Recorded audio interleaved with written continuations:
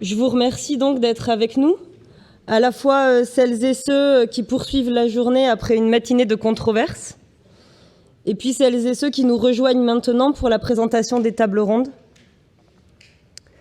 Je m'appelle Mélanie Jonquière, j'animerai donc les temps de cette demi-journée, après Philippe Champy ce matin. On me fait signe. Voilà. Donc Philippe qui sera lui-même un intervenant d'une table ronde cet après-midi.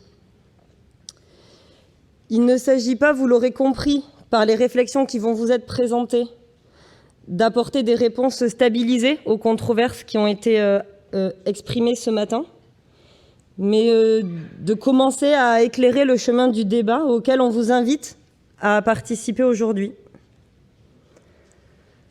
Comme ça a déjà été évoqué, les élèves ont à dire sur ce sujet, sur le sujet de ce qu'ils apprennent, ou plutôt devrais-je dire sur le sujet de ce qu'on leur enseigne. Et j'introduirai cette demi-journée avec un extrait d'une tribune du Journal du Dimanche qui a été publiée en avril 2021 et qui est signée du collectif Youth for Climate.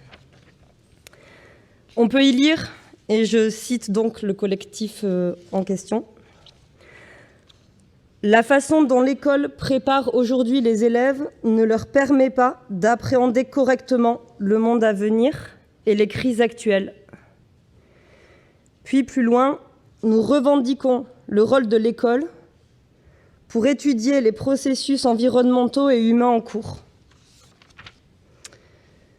Mais alors, comme questionné ce matin par Roger-François Gauthier en introduction, quelle pensée d'ensemble des savoirs scolaires peut se nourrir d'éléments spécifiques comme cela pour servir un projet éducatif qu'on pourrait vouloir transparent, démocratique, équitable, citoyen, émancipateur.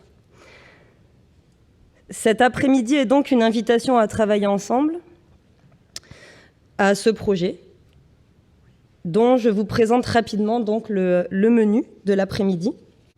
5 groupes de travail vont vous présenter l'état actuel de leurs travaux. Le premier groupe s'interrogera sur quelle école pour faire entrer dans la culture de l'humanité. Et ces travaux vous seront donc présentés par Denis Paget et Anne-Marie Chartier. Le groupe 2 vous parlera des savoirs et quels savoirs sont porteurs de sens pour tous les élèves, avec Patrick Rayoux et Vincent Troget. Le groupe 3, qu'évaluer chez les élèves et comment, par Jean-Louis Durper et Mariam Sciala. Le groupe 4, quels professionnels de l'éducation imaginés et formés, par Philippe Champy et Béatrice Mabilon-Bonfils. Et enfin, quelle politique curriculaire pour le XXIe siècle, par Régis Mallet et Jean-Pierre Véran.